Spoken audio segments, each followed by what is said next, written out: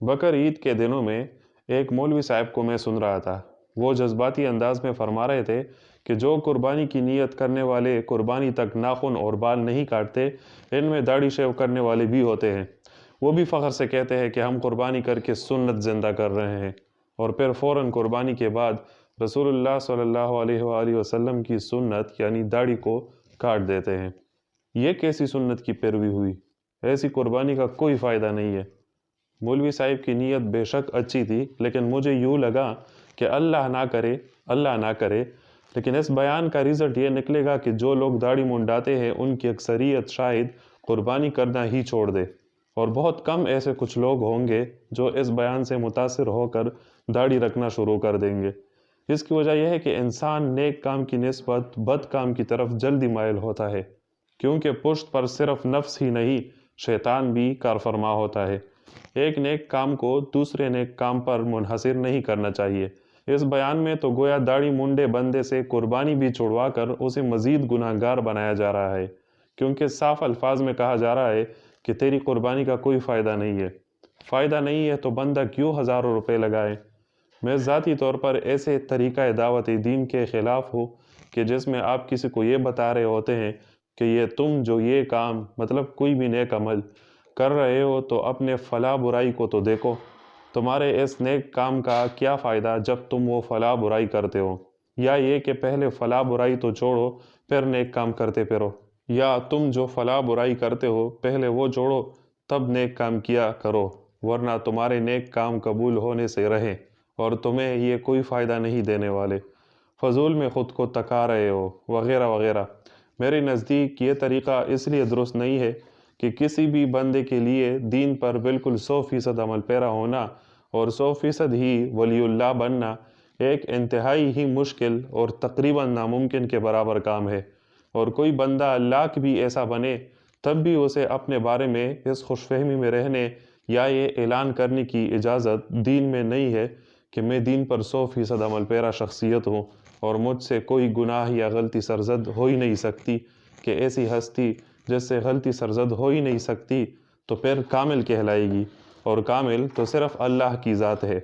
اللہ کے بعد اگر کوئی گناہوں سے پاک ہے تو وہ اسلامی عقیدے کے مطابق فرشتے ہیں، اور پھر انبیاء کرام علیہ السلام ہے۔ اس لیے کسی کا بھی یہ دعویٰ کہ وہ غلطیوں اور گناہوں سے 100% مبرہ ہے، ظاہر ہے غلط ہوگا، اور کوئی یہ دعویٰ کرے تو غرور ہے، اور غرور بذات خود بڑے گناہوں میں سے ہے۔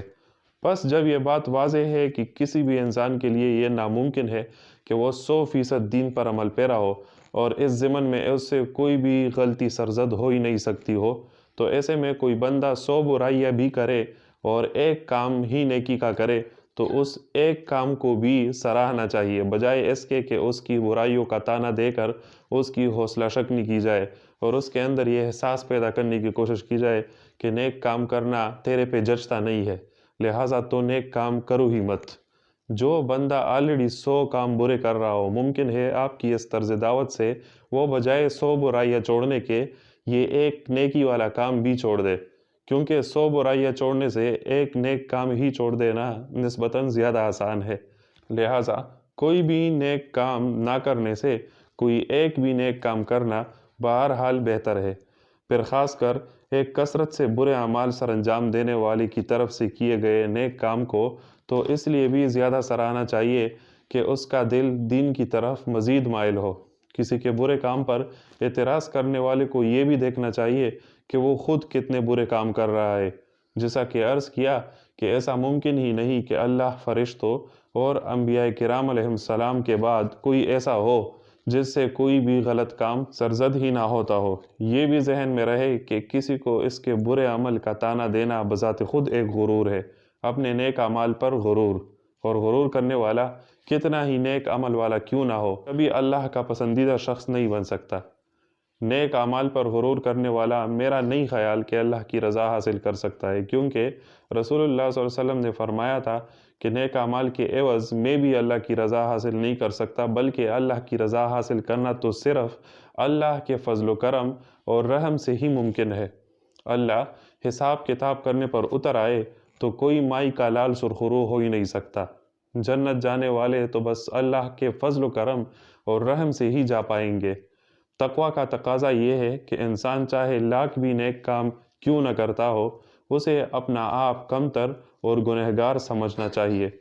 یہ بھی یاد رکھے کہ بعض اوقات بعض لوگوں کے بڑے بڑے نیک کاموں کی نسبت بھی بعض لوگوں کا ایک چھوٹا سا نیک کام بھی اللہ کو بہت زیادہ پسند آتا ہے۔ بظاہر ایک نیک دکھائی دینے والا شخص بھی اللہ کے ہاں جہنمی، اور بظاہر ایک برا دکھائی دینے والا شخص بھی اللہ کے ہاں جنتی ہو سکتا ہے۔ اس لیے انسان کا احترام کیا جانا چاہیے اور خود کو کسی سے نیک عمل میں برتر نہیں سمجھنا چاہیے۔ بچپن میں ہمارے علاقے میں ایک آدمی تھا جو اکثر ہجڑوں کے ڈانس پارٹیز منعقد کیا کرتا تھا اور ایسی پارٹیز اٹینڈ بھی کیا کرتا تھا۔ وہاں پر وہ شراب بھی پی جاتا تھا کبھی کبھی۔ وہ نماز نہیں پڑھتا تھا، لیکن ایک دن جانے اس کے دل میں کیا خیال آیا کہ مسجد میں باجماعت نماز پڑھنے آیا تو اکثریت اسے یوں گھورنے لگی کہ وہ کسی سے نظریں نہ ملا پا رہا تھا۔ پھر نماز ہونے کے بعد چند افراد بشمول امام مسجد نے اسے ایسی باتیں سنائی کہ اس نے دوبارہ مسجد کا رخ نہ کرنا ہی بہتر سمجھا۔ باتوں کا خلاصہ یہی تھا کہ پہلے تو فلاں برے اعمال چھوڑو، پھر آؤ نماز پڑھنے۔ جب تک تو فلاں برا عمل نہیں چھوڑتا تیری نماز قبول ہی نہیں ہوتی، تجھے نماز فائدہ نہیں دے گی، وغیرہ وغیرہ۔ اس طرح ایک وکیل کے بارے میں سنا تھا کہ وہ نماز پڑھتا تھا تو مولوی نے اسے کہا کہ تمہاری کمائی حرام ہے اور حرام کمائی سے نماز فائدہ نہیں دینے والی، تمہارا نماز پڑھنا ہی بیکار ہے۔ یہ سنتے ہی وکیل صاحب نے نماز پڑھنا ہی چھوڑ دیا اور ایک لمبے عرصے تک نماز نہیں پڑھی۔ پھر کسی صاحب عقل نے سمجھایا کہ بھئی برے کام کا حساب تم سے الگ ہوگا اور نماز کا الگ۔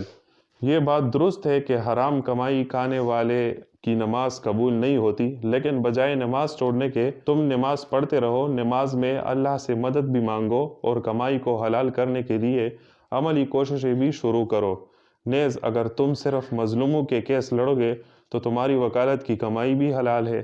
ان باتوں سے واپس وکیل صاحب نے نماز پڑھنا شروع کیا۔ ایک عالم دین کے پاس ایک عورت کی طرف سے سوال آیا کہ میں جس مکان میں رہتی ہوں وہ حرام کمائی سے بنا ہے، تو کیا میں اس میں نماز پڑھ سکتی ہوں؟ تو عالم دین نے جواب دیا کہ بالکل، حرام کی کمائی کا حساب تم سے الگ ہوگا اور نماز کا الگ۔ نماز قبول ہوتی ہے یا نہیں یہ تو اللہ کا کام ہے، آپ نے بہرحال پڑھنی تو ہے۔ جیسا کہ رمضان میں اگر کسی وجہ سے کسی کا روزہ صبح یا چاشت کے وقت ہی ٹوٹ گیا تو تب بھی احتراماً وہ افطاری تک کچھ کھانے پینے کے عمل سے دور رہے گا۔ طریقہ یہ ہے کہ اگر کوئی کسی بے دین آدمی کو دین کی طرف لے کر آنا چاہتا ہو تو بہتر ہے کہ اس پر بتدریج توڑا کر کے بوجھ ڈالا جائے۔ مشہور مبلغ دین اور سابق گلوکار جنید جمشید کے ساتھ بھی ایسا ہی معاملہ پیش آیا تھا۔ وہ اپنی ایک انٹرویو میں کہتے ہیں کہ جب نیا میں تبلیغ میں انٹر ہوا تھا تو مجھے ایک جگہ بیان کرنے کا کہا گیا، تو میں نے جب بیان کیا تو وہاں ایک سینئر تبلیغی بڑبڑایا کہ اب گانے بجانے والے ہمیں دین سکھائیں گے۔ تو جنید جمشید کہتے ہیں کہ اس کے بعد میں اکیلا کونے میں جا کر خوب رویا، لیکن جنید جمشید نے ہمت نہیں ہاری اور لوگوں کی پرواہ نہیں کی، اس لیے مسلسل تبلیغ کے فیلڈ میں آگے بڑھے۔ وہ ایک حکایت ہے نا کہ ایک شخص نے ایک ہندو سے اسلام قبول کروایا تو پہلے اسے غسل کروایا، پھر اسے کلمہ پڑھوایا اور حفظ بھی کروایا کلمہ، پھر زناکاری، جھوٹ وغیرہ الغرض بہت سے گناہ گنوا کر کہا کہ ان سے دور رہنا ہے، پھر نماز یاد کروائی اور 5 وقت باجماعت نماز پڑھنے کی تاکید کی۔ اتفاقاً کچھ روز بعد رمضان کا مہینہ آ پہنچا تو یہ شخص روزے کے بارے میں بتانا بھول گیا تھا، البتہ کل جب اس کا روزہ تھا تو اس نو مسلم کا نہیں تھا، تو اس نے ہاتھ سے پکڑ کر بٹھایا اور سمجھایا کہ بھائی اب تو تم نے 30 دن تک روزہ بھی رکھنا ہے، جس میں تو نے کھانا پینا وغیرہ فجر سے لے کر مغرب تک نہیں کرنا ہے۔ یہ سن کر بالآخر نو مسلم کی ہمت جواب دے گئی اور دوبارہ اپنے پرانے دین کی طرف لوٹا۔ تو لہٰذا عرض ہے کہ آج کل کے اس پرفتن دور میں کوئی ایک بھی نیک کام کرے تو اس کی حوصلہ افزائی کرے، بجائے اس کے کہ اس کو اس کی برائیوں کا تانا سب کے سامنے دے کر اسے نیک کام پر شرمندہ کرے۔ ایک نیک کام کے ساتھ دوسرا بھی کرنا لازم نہیں ہے، اور اسی طرح ایک گناہ کے ساتھ دوسرا بھی کرنا لازم نہیں ہے، اور ایک نیک کام کے کرنے یا نہ کرنے کا تعلق کسی گناہ کے کرنے یا نہ کرنے سے نہیں ہے۔ ہر عمل دوسرے سے الگ ہے اور ہر عمل کا اپنا حساب ہوگا، کوئی عمل کسی دوسرے عمل پر منحصر نہیں ہے، لہٰذا اس وجہ سے اعمال چھوڑا اور اپنایا مت کرے۔ ہاں، اللہ کو اختیار ہے کہ کسی کے برے عمل کی وجہ سے اس کا کوئی اچھا عمل بھی ضائع کرے، لیکن یہ تو دانائی نہ ہوئی کہ ہم اپنے کسی برے عمل کی وجہ سے کسی اچھے عمل کو چھوڑ دیں یا کسی دوسرے کو اس کا درس دیں۔